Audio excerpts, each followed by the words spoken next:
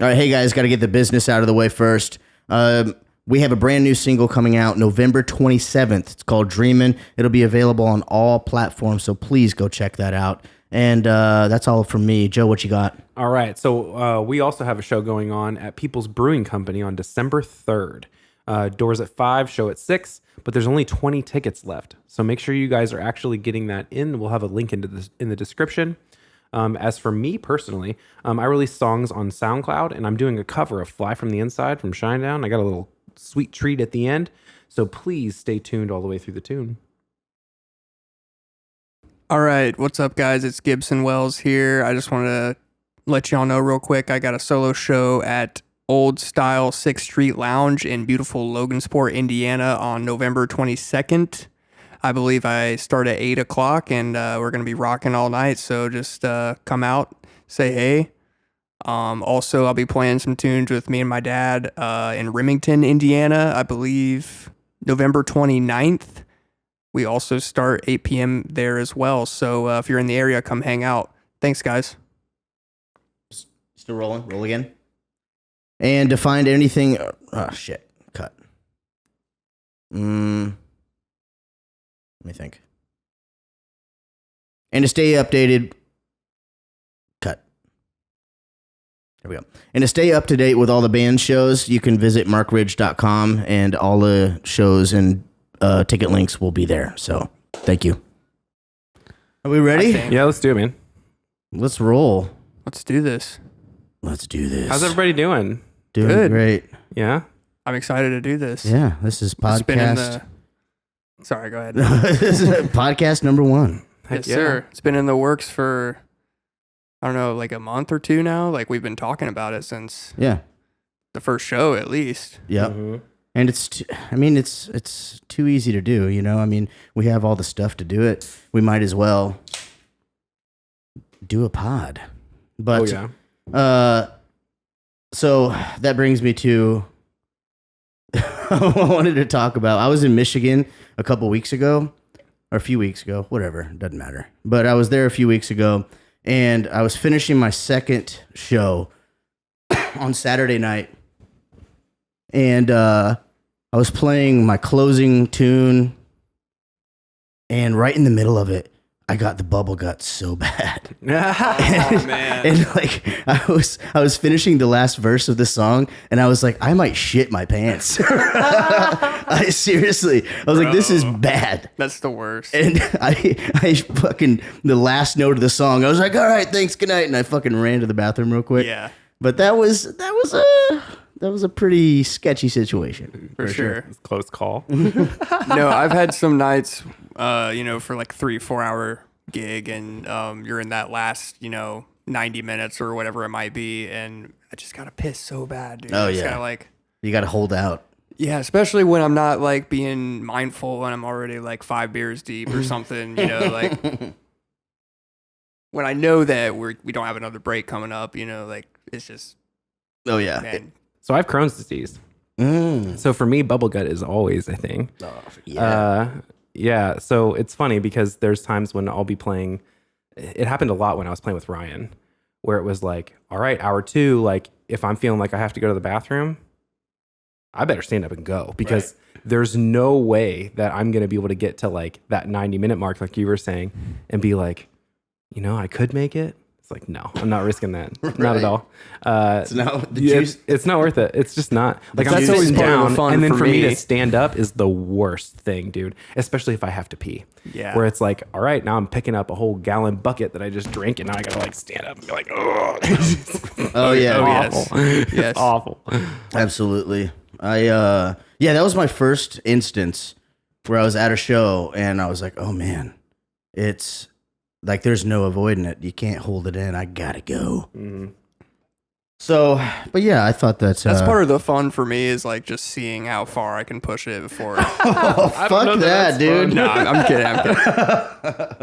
But I mean, you never know. Like some venues or some bands that you're playing with, not everyone's down with taking a break every hour. Or not even some people don't even take breaks. Yeah. And Ryan. I've had the misfortune of playing 3-hour sets where the venue's like, hey, we're not paying you if you take a break. So, maybe the front man would take one song and then everyone in the band gets to go take a leak. Like you get like 2 minutes or something. Nashville style. That's what I was talking about recently. When I was down there, I got to see how that whole scene works, and they don't really take breaks. They don't fuck around, no. No. So like how I was down there seeing Jeff and his band, Garden of Eden, shout out. Yes. Yeah. And yeah, so like Jeff would take a break and go outside and have a smoke or something, and then the other guys would play like just a straight guitar song or like an intro to Stairway to Heaven. So Jeff had like 5 minutes basically until it led into like the drum part, and then they would just swap back and forth like that. Crush a cigarette in 5 minutes. Yeah. yeah. Exactly. Yeah, that's My lungs. that's crazy. I don't really like taking breaks every hour.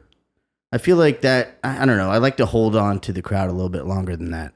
Well, I like the way that you do it when we usually play. If we're going to play a 2-hour set, we might as well just play all the way through. Just play it through. And then if it's 3 hours, it's like, okay, do an hour and a half, take 15, finish out the hour. Yeah, totally. That's the way I like to do it. No, that's my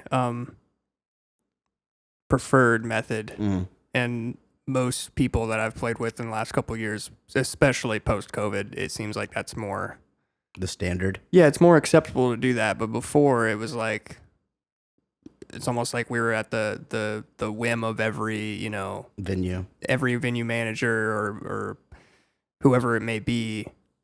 I don't know. Is that something that you felt like? Was there a dynamic shift post COVID? I don't know. Like as an entertainer, like do you feel like we kind of have more to leverage? When Shorty and the Chef was gigging, we would do 50 minutes, take a break, 50 minutes, take a break, and that worked out fine. But really, I don't know. You kind of, if you have that momentum and you have the audience engaged, and then you just cut that off right at an hour or something, it really just, that's when people start to leave. They're like, all right, I'm going to pay my tab. I'm going to get out of here and go back home. Yeah. Where they would have stayed, for the whole duration of the show. Hello. Nice. Had you just not taken all those breaks. So, well, even crafting your set lists, it kind of gets weird because your hour, you want it to kind of like land nicely. Yeah. But at your hour and a half mark, it can land nicely and people want to still hear what you're doing. Like you've kind of built the set that way. Yeah. Whereas it feels like if you chop it up into a couple different sets, you have to like complete the set and then people can leave and then you have a new rotation of people, which again, that's just like weird planning on your set side. But like, I feel like it naturally happens to begin with when we start writing the sets down. Yeah. Just as it's a natural, like rise and fall throughout, journey. It used to be a journey to some extent. Yeah. Right. But it's like if you're going to go on a break, you might as well leave them hanging. You know what I mean? Yeah, like if you're going to go on a break, like leave them hanging on what, like a high note, you're saying, or like they're a cliffhanger? like literally a cliffhanger because you want them to stick around. Right. And that's what I love. So about the 3-hour sets, I used to hate 3-hour sets. I still don't prefer them, I guess. But one thing that I found that's nice is like you play for 90 minutes and then you can take, a little 15, 20, 30-minute break and go talk to everybody who's been hanging out. Go hang out at the merch booth and, hopefully slang a few shirts and some koozies. And 90 minutes is an appropriate time frame, I feel like, to build a connection with any sort of, massive people, audience, whoever it might be, an intimate crowd, a larger crowd. It's just a good sweet spot. Really unmatched method, I think. Yeah, I think it's kind of that sweet spot because, dude, when we play, we start and you play for 50 minutes and then you take a little break. It's like we're just getting warmed up at that point. Yeah, exactly. The crowd. So there's no reason to stifle it, like kind of how you guys are saying. Yeah, the crowd is just starting to get loose and get into it and get into the sound, and then boom, you just cut them off. And that's, I think, a bad move. Have you guys ever been to like a big music festival where they have like multiple stages and you have to they do it's like staggered performances, like in a we way. did in Southern Indiana Very much for so. that. Yes. I forget what the name of that festival was. That was kind of a cool place, though. It was cool. It was pretty lit, like the way that they had that set up. Yeah, they had how they had it was like one stage. So me and Joe played a set for like what was it, like 40 minutes, 45 minutes, and then as soon as we were done, the other band on another stage started. So What was the name of this festival? that's what I'm trying to remember. I don't remember, dude. You what said it was. Southern Indiana? Yeah, it was in Southern Indiana. It was right. Greenwood, right? Is it Greenwood? Oh, shit. Greentown? No, not Greentown. That was the one where we played behind the liquor store on that on that flatbed trailer. Sounds so schleppy, dude. Yeah. Sounds like my dream. Rock and dream roll. show. Yeah, it was. Hey, man, paying dues. I wrote that song for a fucking reason. Yeah, that was on the back of a trailer, wasn't it? Yeah. That was so funny. Trailer jams are awesome though. It was cool. You gotta give props to. We stood up there and I did one of these things, like where I'm like shaking my body back and forth, and I was like, all right. They can be sketchy for very low end heavy instruments. Like Fuck yeah. playing like a loud bass amp on a wooden trailer Yeah. is sketchy for sure. Scary, dude. You feel the whole trailer go, what are you doing? Yeah, and this wasn't like a semi flatbed trailer. It was like a little 12-foot just flatbed trailer, and that was a fun one. But yeah, the Southern Indiana festival show, it was cool because I really like how they had that set up. That was Rockport, I think. Rockport, That that's was it. Rockport. Yeah, All that's right. it. That's it. To answer your question, Joe, I feel like maybe you guys are in the same boat, but I mean, I've been to a decent amount of like mainstream concerts, I guess, maybe like a handful. But I've been to more like independently put together events Totally. with like more regional artists, maybe not so international,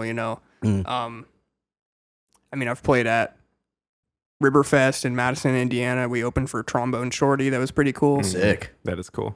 So like he's maybe one slightly more household name, someone that I've got to cross paths with. I Yeah. didn't necessarily meet him, but we watched the show from backstage, and that was really That's fucking cool. special to experience for Yeah. sure. That's what it's all about. I just saw the word that Justin Johnson and his band are going to be playing with the Red Clay Strays. And I was trying to talk him into like, dude, like sneak me in there and let me be your photographer. Cause I just want to stand on the side stage and watch that performance because that shit's going to be crazy. Those guys are really good. I've been listening. Yeah, to shout them out a Red lot. Clay Strays. I'm a big fan. Dude, yeah. Shout out to the Strays and Justin Johnson and the boys.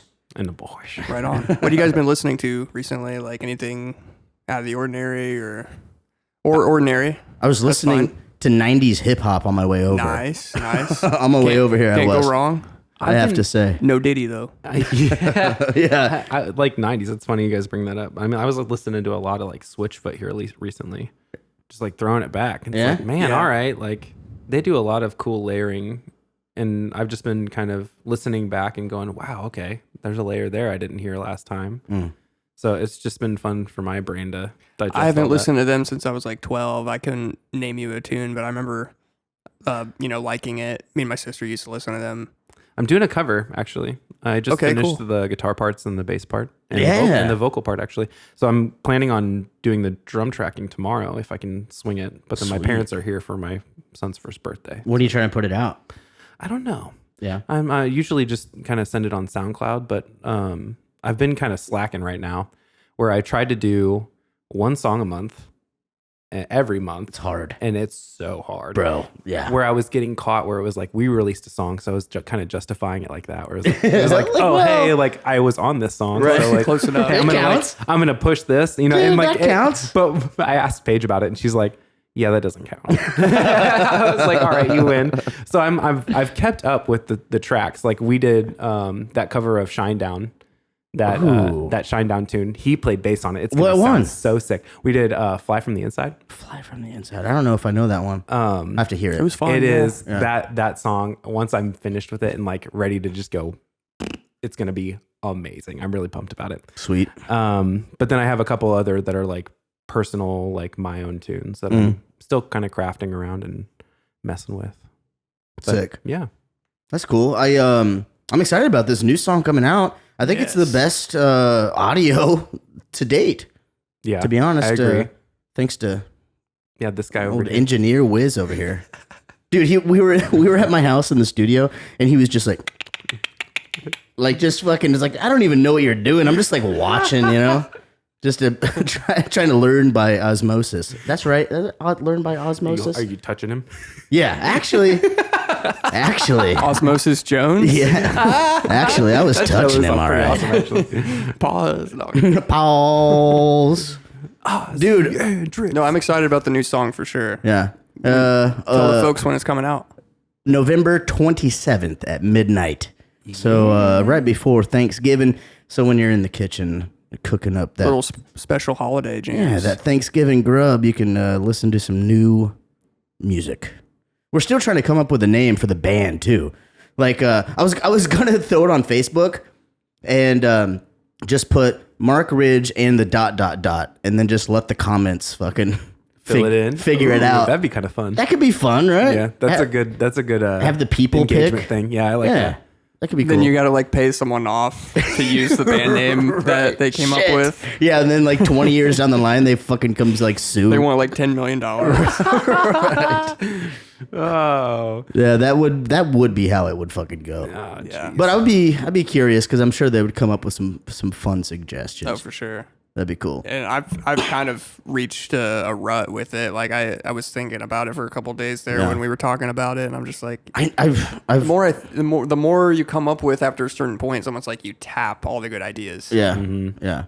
At least that's how I've felt about it. But Well, we came upon the Audio Kitchen podcast pretty quick. yes, That was cool. yes. Yeah, I like it a lot. Yeah, I dig it. Which, for a little context, for those listening at home, we are in fact in my kitchen, In Gibson's kitchen. somewhere in Lafayette, Indiana. Somewhere you will never find out. Stones throw away from each other's houses. Yeah, Yes. actually, it's really convenient. It's fucking awesome. It's almost like we were honest. meant to be in a band together or something. Yeah, I know. It's weird. It's like, yeah, exactly what you said. I was going to just repeat what you said, but Which kind of like to kind of expand on that thought. Like I was kind of thinking about this earlier. Like I've been in a handful of bands. I've heard. Yeah, Yeah, we've heard. and like we've all crossed paths musically like so many times. Oh, yeah. Oh, will you grab me one too? It's kind of funny, just the timing and like how it all worked out for us to kind of like Make this happen? like actually work together and, Yeah, and dude. collaborate in the sense where we always like were aware of each other's like abilities and stuff. Yeah. And I don't know, I'm just blessed to be working with you guys with music and stuff. Dude, I couldn't agree more. I think that, I don't know, it's just really awesome to be able to take the music to the next level.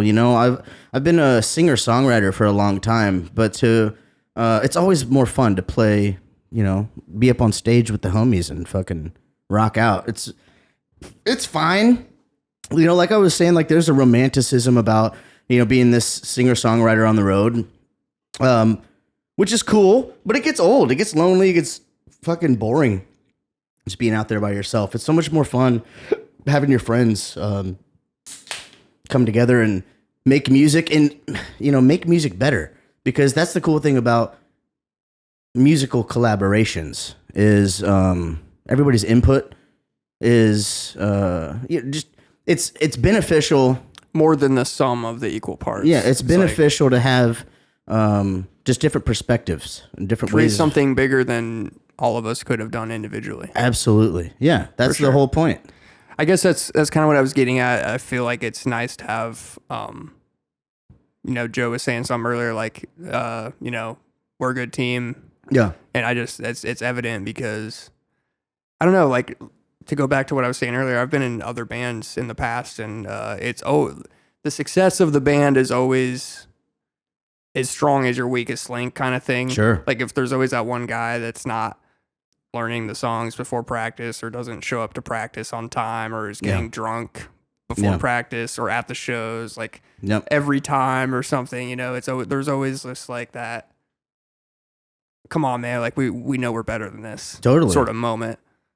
Totally. I think a lot of it has to do with, this is all three of our like main focus, career wise, is music. You know, maybe not saying like the band is the 100% focus, but just music in general is the 100% focus in all of our individual lives. So it makes it just How I've always kind of thought about it it's our is, job. You know. Yeah, you're exactly right. But how I've always sort of thought about it is, you know, we all have our irons in the fire in a lot of different Sure. avenues and career paths. A lot of it's, you know, in creation or music or Yeah. creative things. But ever since I was like, you know, about to graduate high school or, you know, like in high school, maybe like 16 or so, I was like, man, I don't care what it is, if it's country or if it's hip hop or if it's metal or like if I'm ever in something and it takes off, that's what I'm doing. You know, Yeah. like that's my job now. Yeah. So for sure. it's never really mattered to me about the Genre. or the glamour or like what role I'm playing. You know, I think I'd be happy just being out on the road, being someone's tech. Sure. Honestly. Yeah. Just being involved in music at a professional level feels really good. And I got my first taste of that rolling with LV Shane at the beginning of the year, and just seeing how musicians operate on that kind of a level of the game, you know? And it was just eye-opening. It was like, man, this is fucking awesome. You know, like there's no better job than this job, you know? I don't know. I have a music business degree, so it's funny hearing you guys talk about it like this. Yeah. So it's like I've learned a lot of different strategies on how to actually like craft these jobs, and like hearing that perspective is really, really cool. Yeah. Because everybody kind of does it their own way. Right. But for me, it's more like I set myself up with a 3-pillar system, where it's Break it down. where one pillar is my teaching. So I make sure that actually stays stable. Yeah. It's got to be a stable function. Otherwise, I don't have effectively a job. Like Right. I'd have only a situation where I'm like continually going out and trying to find gigs, which as a drummer, I can't necessarily do. Right. I'd be picking up a guitar and then splitting myself skill wise, which is not a good idea. Yeah. It's not what you want to do. Right. So I was actually having a good conversation with one of my really good friends who's starting his own business career out of Columbus, Ohio. Yeah. So I'll be mentioning his name here pretty soon. But I was telling him, I was like, okay, so I have 3 separate pillars, and this function itself, like what we're doing, is actually becoming a pretty solid pillar by itself. Yeah, dude. Which is pretty awesome. Like for me, I was kind of like, okay, I have teaching, I have live music, and then I have like the session work that I do. Yep. It's like, okay, those 3 pillars kind of hold up what I do for my job, which is great because that means I'm not kind of locked into a particular group in that sense. Right. But having a solid group that dives as hard as we do, Yeah. I'm like over the moon about it. Like even today when we were like, not even, wasn't even sure if it was today, but I like missed like 4 or 5 text messages, and I was like in the middle of something, and I picked my phone back up, and you had sent the little like image, and I was like, Yeah. what the crap is this? I was blown away about how fast we like established the idea. That had and then mostly to flipped the do idea. with the fact I didn't have shit going on yesterday, But it and I did. just sat down and did it. That was cool, That's dude. It was so quick. cool. Like the turnaround. That's the kind of stuff that like I've kind of missed in the bands that I've been working with. Yeah. Where it's like, hey, we get an idea. How do we execute the idea? And then it's like we slowly roll out the idea. Where it's like now it's like, no, like we get an idea. Let's try it. Like, Yeah, let's go. that's the whole thing is execution. You can talk about it, but you have to fucking do it. Yeah, you got to do it. Like we're doing right now. You know what I mean? Like you have to think of an idea and do it. You know, it There's might something not. to be said about you know, not letting it fester too much, and like you said, just like do it when you have the idea. Yeah, because don't overthink shit.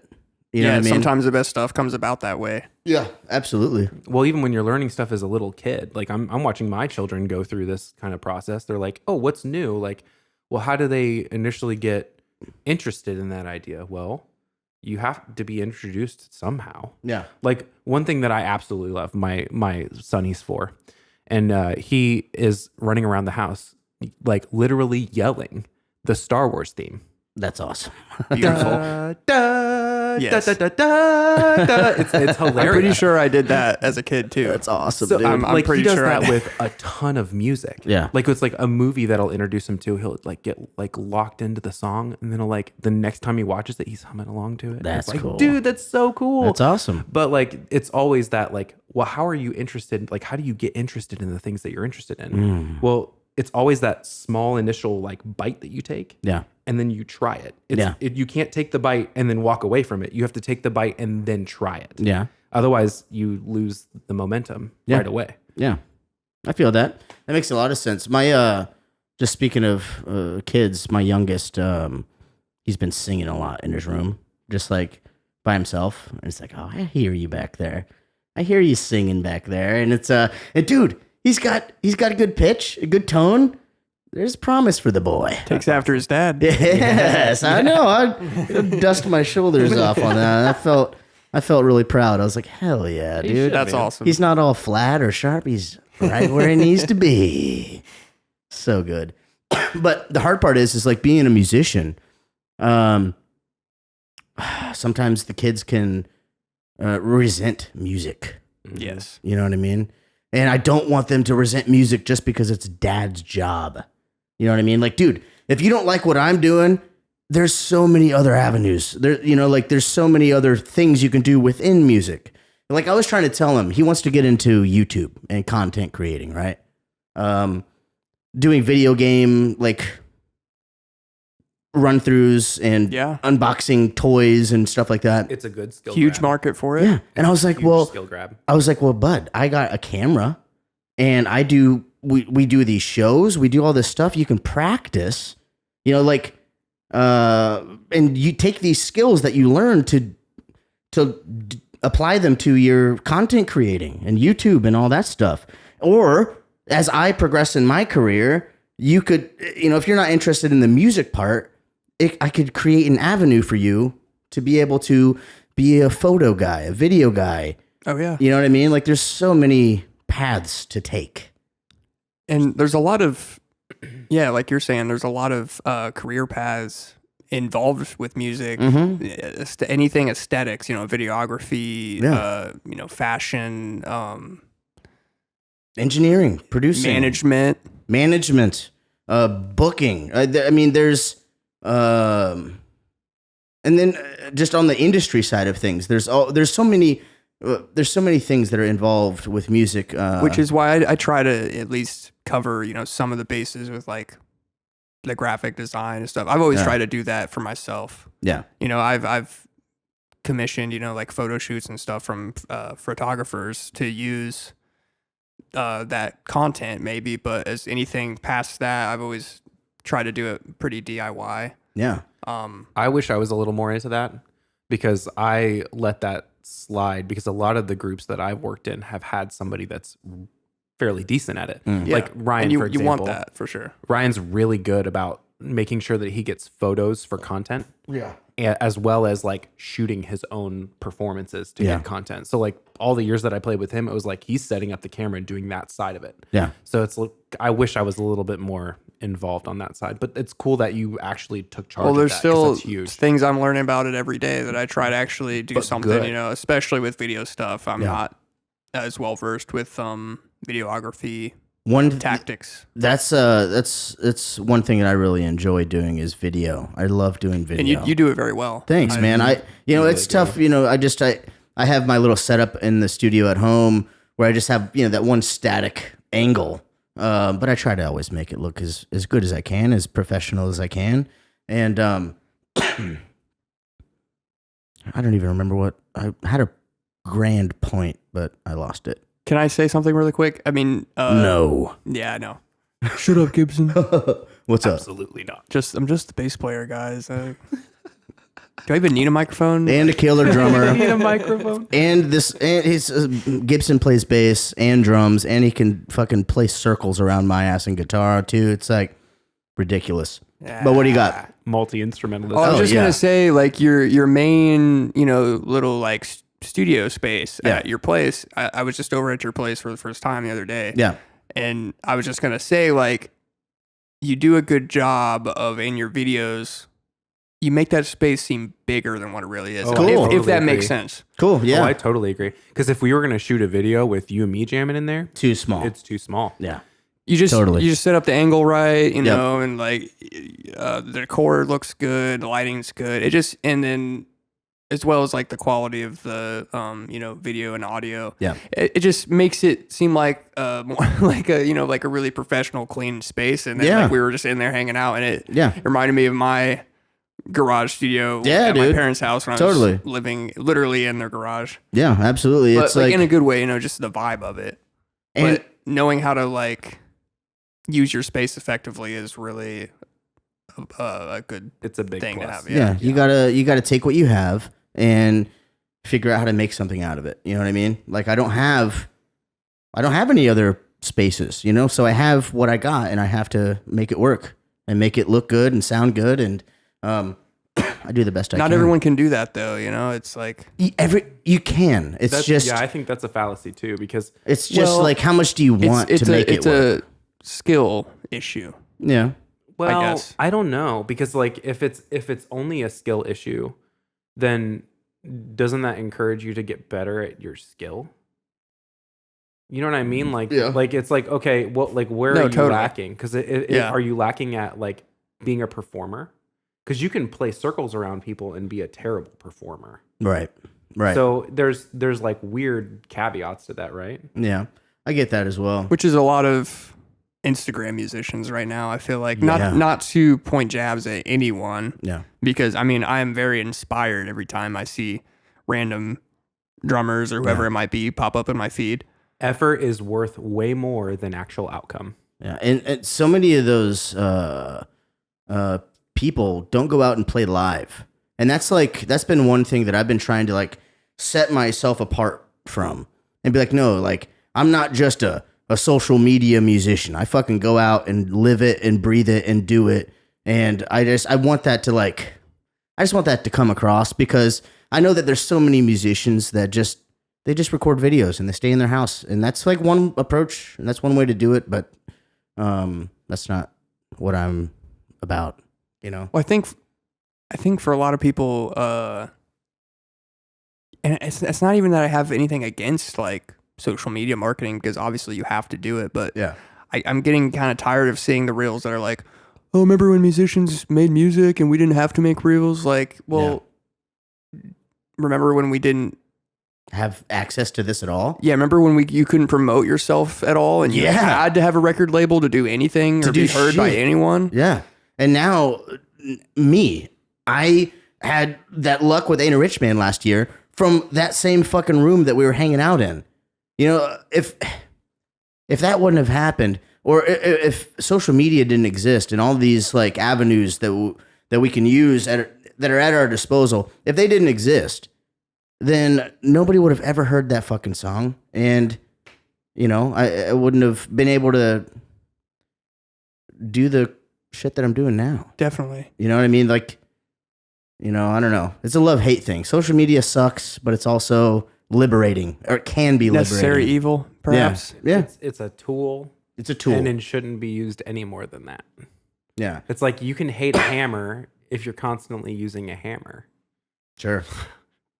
depending on the hammer.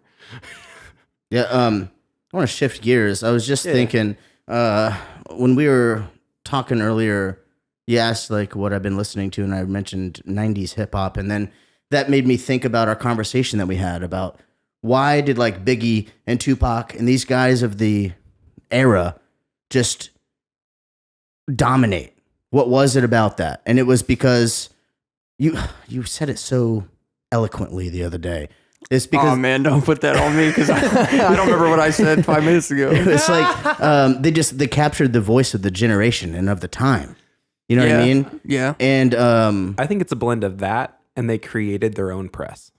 well, big time. Yeah, Like- absolutely. Like musicians have a hard time creating their own press. yeah, Like the ones that are really good at it, they've been doing it for a long time, so it's super simple, and they make it look really easy. yeah. Well, it kind of is easy. You just have to know how to create the press, right? It's simple. Well, because it's like if I want to get mad at or if I want somebody to get mad at me, how do I do that? talk shit about him. Pretty easy. Yeah. There's a multitude of ways to Yeah. make someone Tons mad of at ways. me. Yeah. And then, like, there's even ways that people will agree with me and people will still be mad with me. Or mad at me, I should say. Yeah. You stop the song and say, "Not quite my tempo."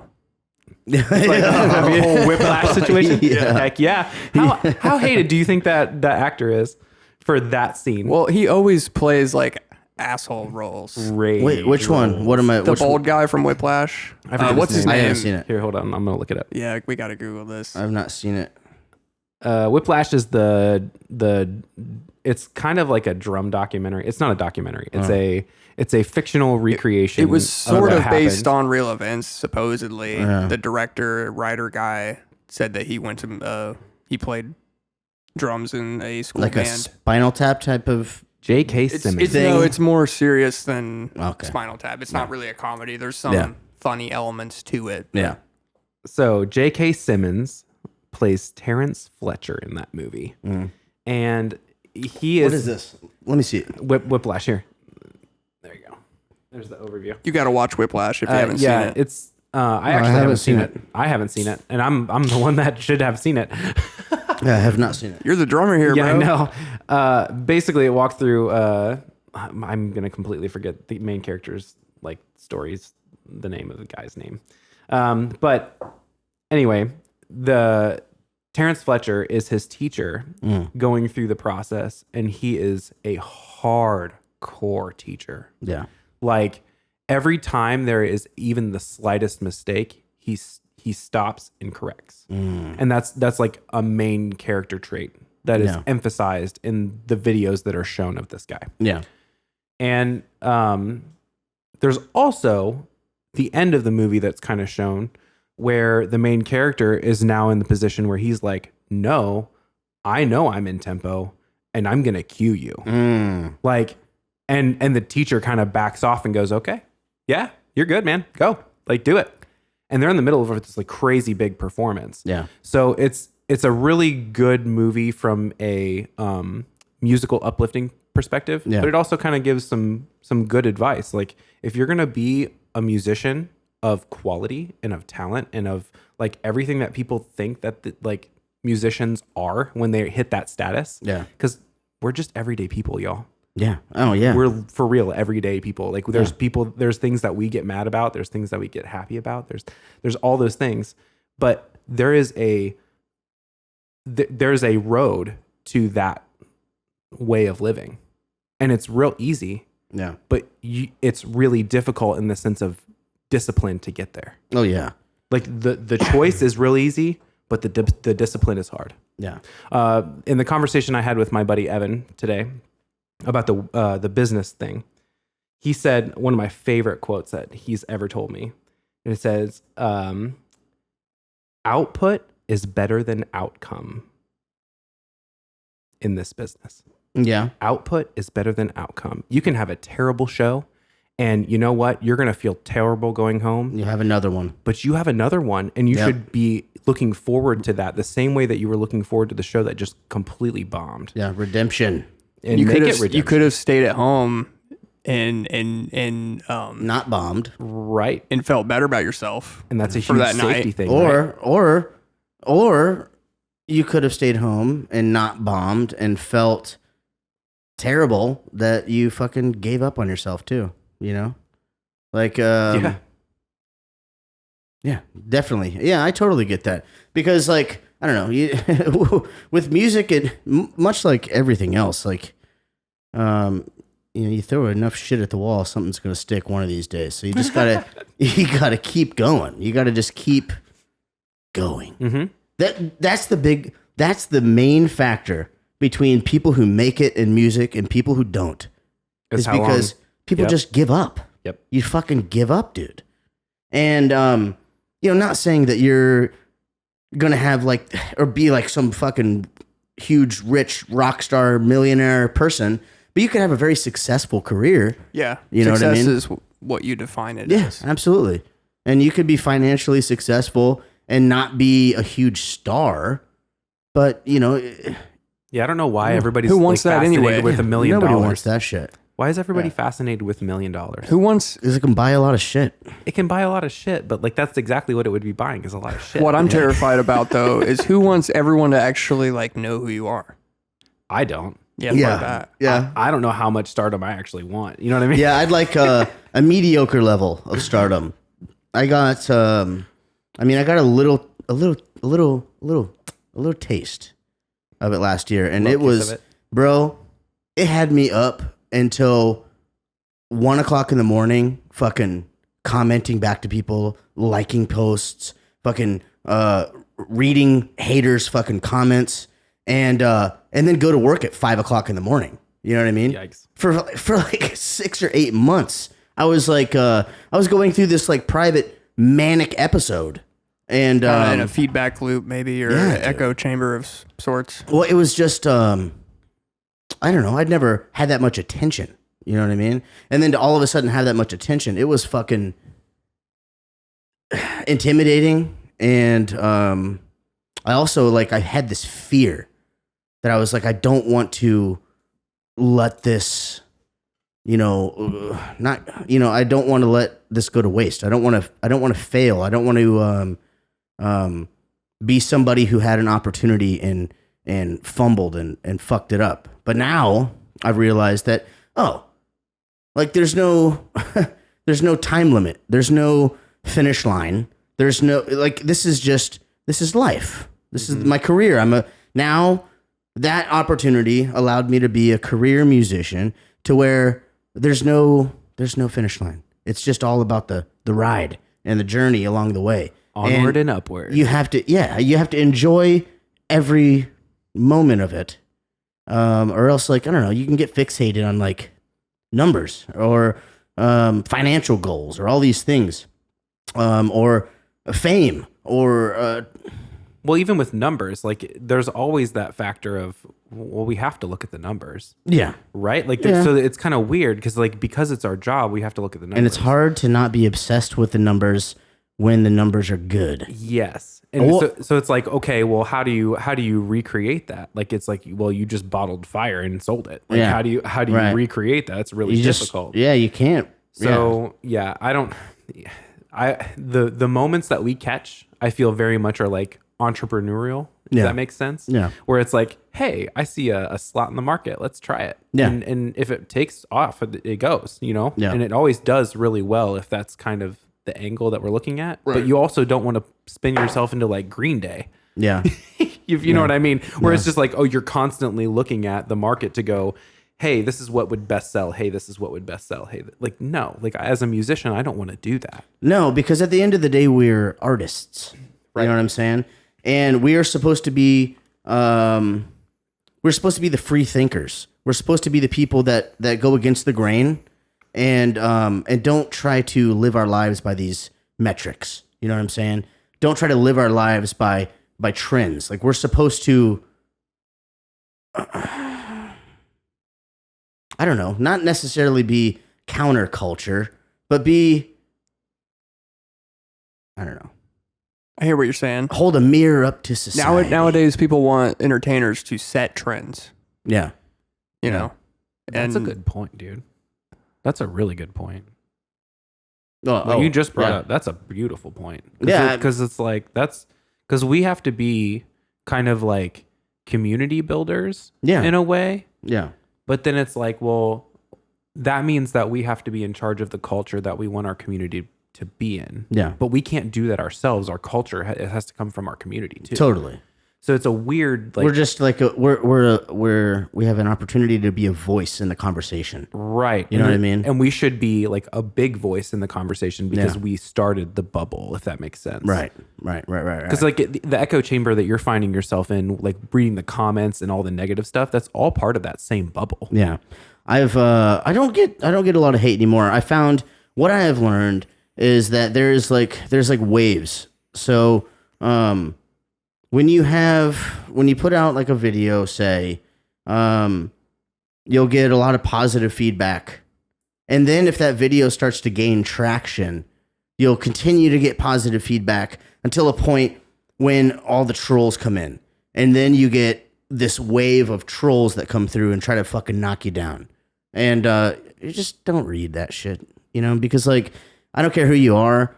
You read these negative things about you and you get defensive about it, and you just can't. I don't know. Most of the time, it's somebody that's had a fucking bad day and they're drunk on fucking social media at midnight and they're just like, fuck this fucking bleh. You know what I mean? Yeah. That's totally what it is. People have a hard time, finding a reason to not let all their negative emotions out towards people that they've never met and will never meet. Yeah. They don't care. Like you said, if they have it already pent up or whatever. And I've gotten weirdly negative comments and messages my way. And I've always been pretty determined to not even respond just because it's not worth it. Not worth anyone's time or energy. The only time I worry about the comment section, the only time I worry about it is when that person is standing in my face. And they're talking to me because for sure. I'm not going to open the comment section even for those like positive comments. I might like go down the list and go, oh, that was nice. Like, but it's like for any negative ones, I'm passing right past it. Like who cares? Yeah. Like if you're not going to say it to my face, I'm going to totally blow it past the wind. Like it's a document that I'm reading in school and I don't care about that 2 words in the sentence because it doesn't matter in the grand context of the document. Mm-hmm. Like who cares? my first hate that I got, I remember it. And it was this guy, and he was like, he commented, and he was like, it was on Ain't a Rich Man, and he was like, oh, this fucking piece of shit probably works at Walmart in his shit fucking town. I remember it verbatim. That was it. And what's wrong with that? I know. I was like, well, what the fuck? Why do people hate Walmart workers so much? My brother works at Walmart, you asshole. Right.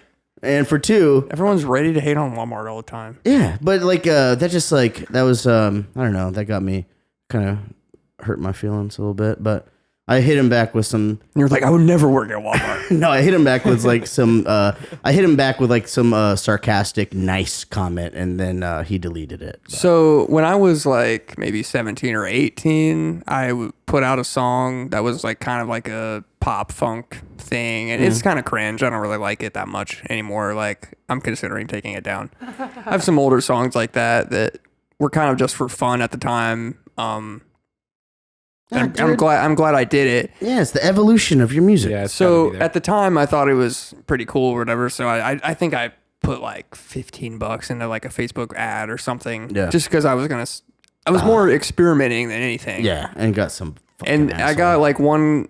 It was mostly positive, and then some guy. I had like slightly longer emo hair at the time, and this guy was like, haha, the next Justin Bieber or something, and that really got to me. Son of a bitch. Because I've been compared to Justin Bieber before, just with the hair when I was younger. And you sing and play guitar, and you're a musician. And no, hey, I mean, shout out Justin Bieber. I mean, like he's a great guy, really. I mean, I'm sure he's fine. Though. I'm sure he's fine. I don't know. That guy has been through the ringer. My God, could you imagine being as famous as he is? Like when he was a young child, he was like. I don't even think he was a teenager when like 11 or 12. Yeah, right, dude. He was real young. Jesus. That's not good for you. That's not good for you. Well, when you have people and he's hanging out with Diddy for like yeah, that's weeks. A whole hot yeah, topic. Dude. That? Shit, what? I do. No Diddy. You no want to Diddy. get into what? the I'd love to get. I'd love to get into the Diddy talk. I don't even know really. Has he been charged? Or anything? I know there's a list. That's about as far as I got. I haven't heard shit. He's in custody on suicide watch. I thought I heard that like a month ago or something. $50 million bail. Right. That's chump change. And so no, I don't think he hasn't been on trial yet. They're still gonna like so he's figure not like, all that out. It's not like official. Yeah. So it's not like everyone. It's official though. Like everyone knows. Right. But he's not like been convicted or anything yet. It's the same stage. You know, not to get weird or anything, but it's quite literally the same like stage of the process that Epstein was in. The Epstein situation. He was indicted, arrested, and put in a holding cell on suicide watch. Did Diddy have that much influence over? I feel like Epstein Epstein had that fucking dirt on way more powerful people than Diddy has dirt on. Well, it's like Diddy has dirt on like rich rappers and I wouldn't be surprised, dude, if it was very, very, very similar. But like from an Crossover. industrial standpoint, like the industry itself, I would say it's on the same level. It's like Epstein was very powerful in the political sphere. Yeah. Whereas like Diddy's really powerful in the music sphere. Where it's like, okay, like he's protecting. I did hear some shit. Not protecting all these other people. Yeah, I heard some shit on a podcast. I don't remember which one, but it was talking about like a bunch of CEOs and like presidents of record labels and shit that all resigned the day after he got like arrested or indicted or whatever. It's like, that's like raising your hand in class. yeah. It's like, come on, guys. Like, even if you messed up, you don't resign the day of. Not immediately. No, like you go through the process and you go, no, I didn't know any of that shit. What? And then you go out peacefully. Yeah. Because at least you get a whole I think it's about time to retire. Yeah. I'm gonna get out of here. Saul Goodman over here should be a criminal lawyer or something. Yeah. But I mean, for real, like it doesn't take that much brain power to think about it. It's like you can be freaking out and immediately go, yep, I got to bow out. And it's like, don't do that unintelligently. Yeah. That was probably not the best time. No, that was so stupid. Why did you quit the day of? Yeah, another reason I don't chase or want to ever necessarily achieve a certain level of fame is that there's a lot of evil things that happen like at that level or people that are obsessed with power and money and just influence just doing whatever the hell they want. That's something I feel like I've been super blessed with, is not being so concerned about money. It's like, who cares? Like, I'd rather hang out with my friends and like build something, you know, let's build something. That's cool. I just want to be at a point in my life where money isn't a thought. Like I have enough. Agreed. I have enough to go to the grocery store and buy whatever the fuck I want. I can get steaks. I can get whatever the hell I want. You know what I mean? Get those expensive ribeyes and filet mignons if I want to. You know what I mean? Go to Fogo de Chao. Yeah. Yeah, like some of the nicer things. You know what I mean? Like be able to enjoy and partake in some of those things. But not like right. Untethered to reality. Yeah. Well, right. Of what is practical and good for you and your family. Yeah. I feel like all three of us have a good like understanding of what that looks like. Yeah. So it's like, even with like homestead stuff that you've done in the past and what you're doing now, it's like, yeah, dude, like I would totally jump on board with that if I felt more confident and had the land to do it. But again, that comes back to the money conversation. Yeah. So it's like, all right, yeah, I feel that. I'd rather be able to go to the grocery store and be able to buy whatever the hell I want. Yeah, it'd be nice to just be at that comfort level. That's kind of where I want to be. I don't aspire to have influence over society and culture, or power over other people. I don't really. That's not really an interest. Well, and I think it's funny too, to bring that back up, because it's like if we're community builders, and we're creating that like call it a bubble, if you will. Yeah. Well, those people are agreeing with the way that you're living anyway. It's like you're not even like swaying them one way or another. Right. It's like they already agree with you. Yeah, they're already your homies. They're cool. They fuck with you. It's like we're not interested in making sure that we like control those people. That'd be crazy. Like, to me at least, that's a little bit of insane. Yeah. It's like to try and control the bubble that you create. That's a little weird. Yeah. Yeah. Oh shit. We ran into a lull. A lull. Do you ever what band or artist do you think has like the most culty fandom? Like, Ooh, that's like a good that. question. I mean, Grateful Dead. Yeah, I don't know. Dave Matthews. I mean, is up there. Taylor Swift. Taylor Swift is that's way up that's there. valid though. That's I valid. mean, come on. But okay. So I think Taylor's in that realm of, she has had the longevity of fame as a child star. Right. Yeah. But then has now pivoted into that Green Day style, where it's like, okay, we know. She manipulates economies when she comes to town. Agreed. But like part of that is she's now set herself up with her songs, and she does so much with music that she knows how to manipulate people with it. Sure. It's kind of like and that sounds terrible because like, Taylor, you're a crazy good songwriter. Like, let's not let's not beat around the bush. props. On that. Like, I mean, props to where they're insane. deserved. You know. yeah, it's like there's no Taylor- shade here. It's just like But you're in a also, situation. I think anyone could be famous when you have multi-million-dollar. It's just funny catching her multi-millionaire and parents, Travis Kelce. you know. It's funny catching her and Travis Kelce on a camera.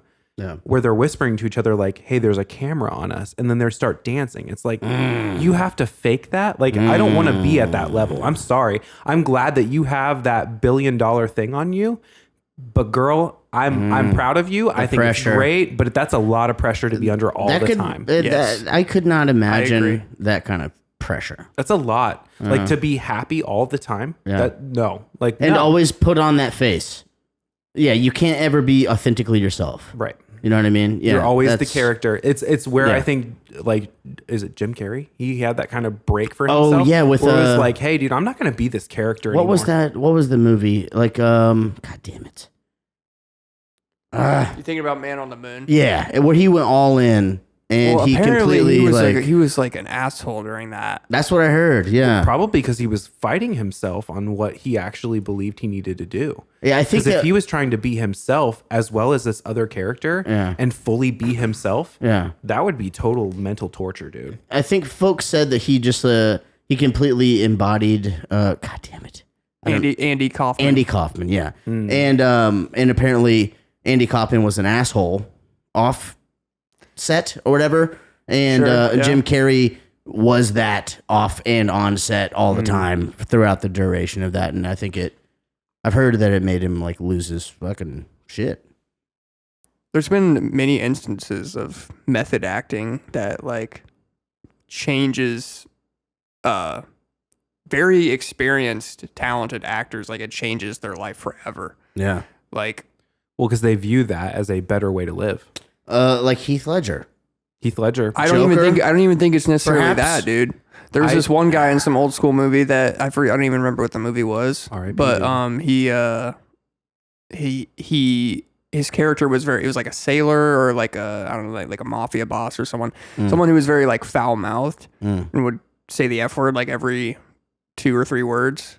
And this guy said that he like years after his role, like he had a hard time not swearing. Yeah, sure. You So put like into it just practice messed to make with it his normal, like yeah. mental.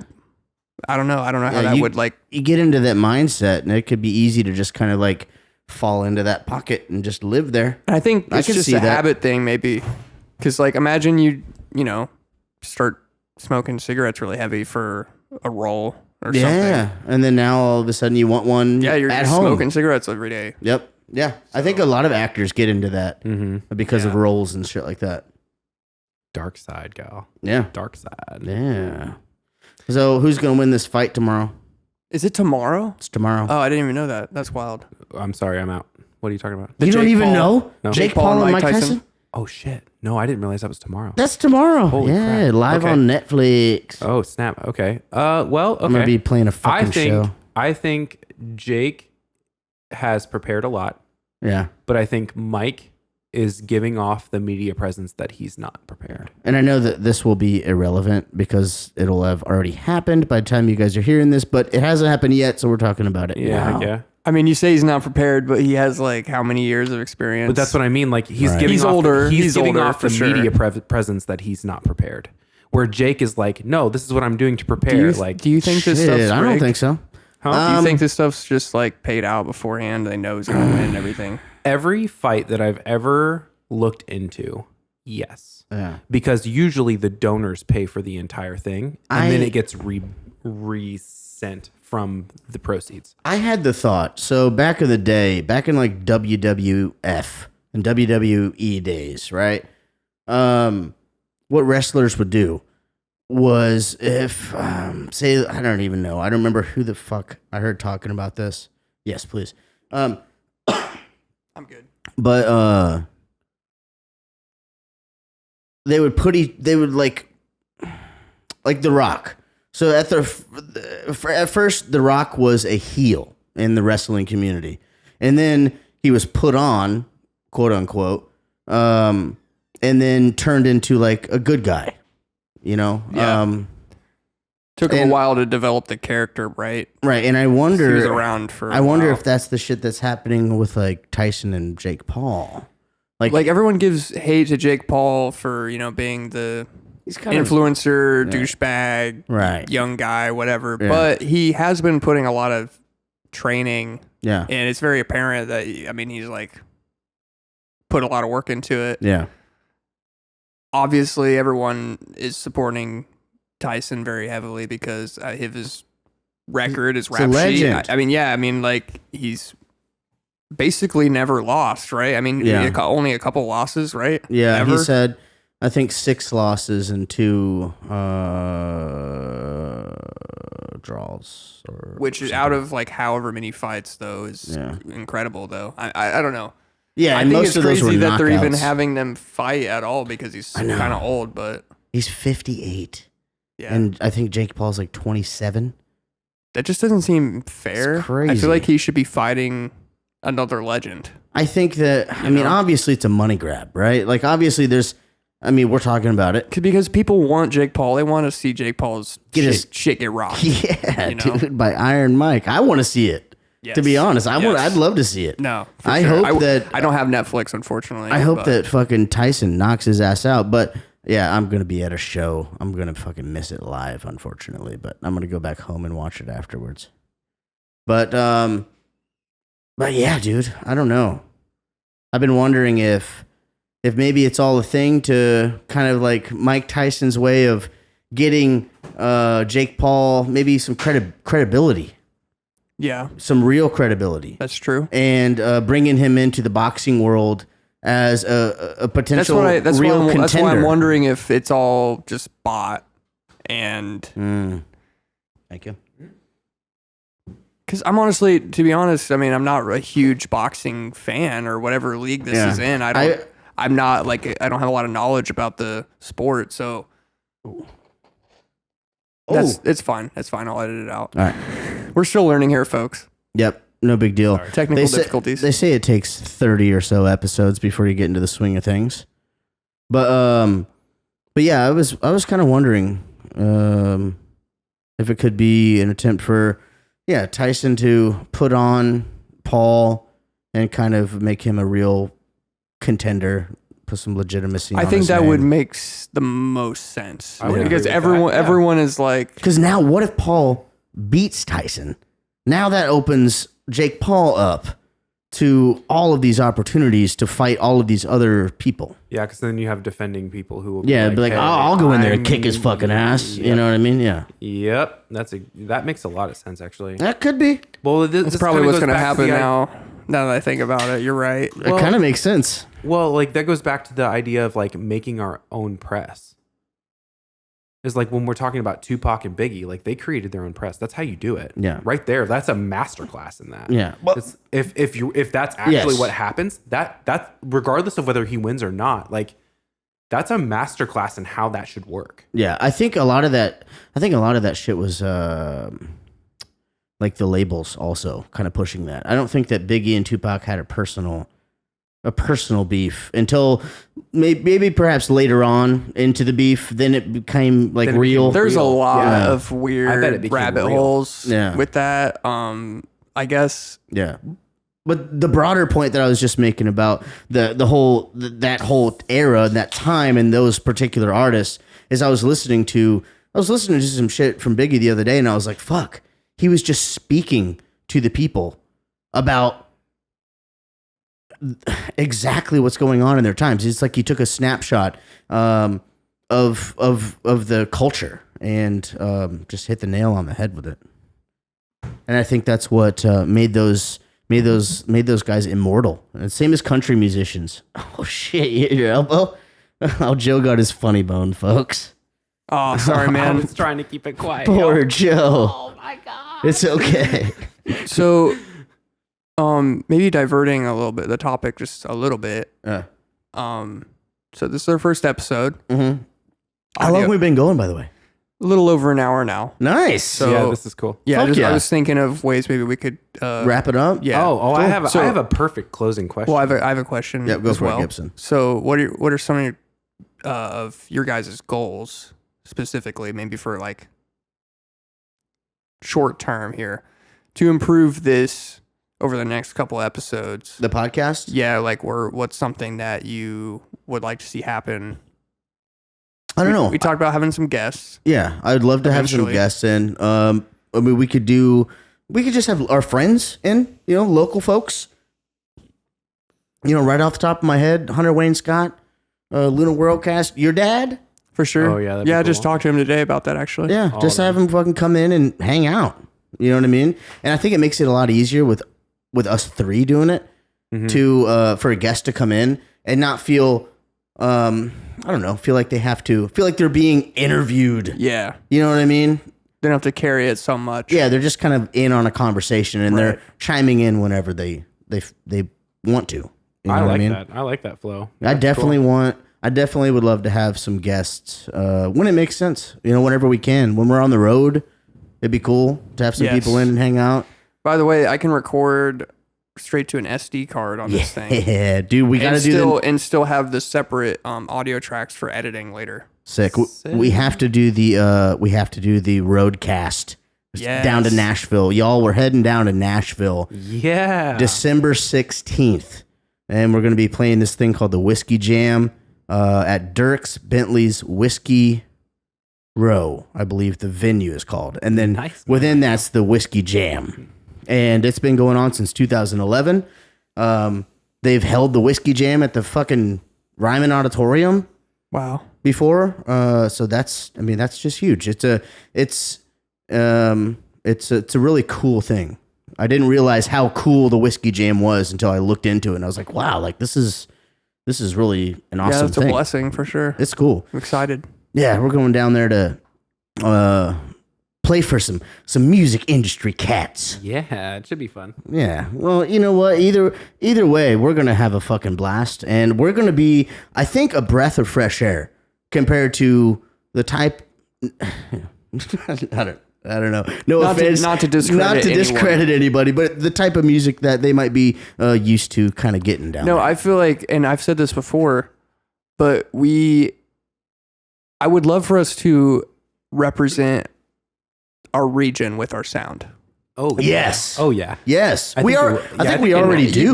No, you're right. We already are. But, I mean, imagine how we could even just hone that in. Yeah, absolutely. I Make think it that more specific somehow. I don't know. I've had this thought before that that we get the influence from the South with country music, bluegrass music up from Kentucky, and then you get that Chicago blues coming down from the North, and it's kind of sandwiched us to where we have, a country, bluegrass, blues, and then was it you that I was talking to? Like the Punk rock influence from the East Coast. from the East, like, pushing down.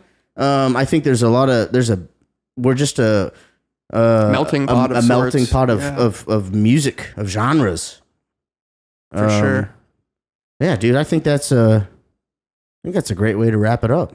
So another goal I would like for this podcast, I mean, it's in the name, Audio Kitchen. I'd really love for us to maybe just dissect our processes of like our recording styles, our recording techniques, and we all, obviously, for those that might be aware, we're all musicians outside of this particular project as well. So we all do our own audio projects. Multiple projects. I would love for us to, we did a little bit of that tonight, but I would love for us to always touch base on different things we're working on separately. Cool. I think that would be an interesting way to, just switch it up every once in a while. I agree with that. I think that's awesome. What was your question you were going to ask? Okay, so last question, final question. Shoot. Are you a over the top toilet paper roll, or are you under? Oh, okay. Over the top going. Okay. Yep. Across the top, so it hangs. I'm under. I'm top. Under. I'm over the top, but I think down. my girlfriend Kaylee is under, so that's why our bathroom That's is under. why, So that's literally why I was like, dude, in the bathroom. that's I'm like, why you I'm saw over that, the top. I was like, yeah, I'm an over top kind of person. My Over top? apologies. Over top. I'm the only under. No, over top makes so under much more guy. sense. I don't know. It feels like under makes sense. You're just gonna. No, because you got to Pulling it drag down. it against like the thing that's there. No, you don't. What are you, an animal? So what? You don't have that little. There's tip more at the end friction. There's No. more friction when you go under. When you go, well, I love that this is our wrap up question, by the way. I love it. I knew it was going to be a good one. That's good. That's good. Well, I don't know. You guys want to sign off on the first ep? Yeah, man. This All is right. awesome. Well, y'all. I promise it'll be over next time you come over, Joe. It'll be over top, just for you. And I'm gonna go in the bathroom and switch it back. Speaking Yeah, of Mark's which, gonna. I'm Joe Heeb. Joe Heeb, Marc Ridge, Gibson Wells. Yes, sir. This is the Audio Kitchen, and Maybe next episode we'll have a band name to share. Yeah. Absolutely. Maybe we'll get some comments on this one too that might be helpful. Yes. That'd be fun. Yeah, cool. So I don't know. Keep it classy, and until next time, see ya.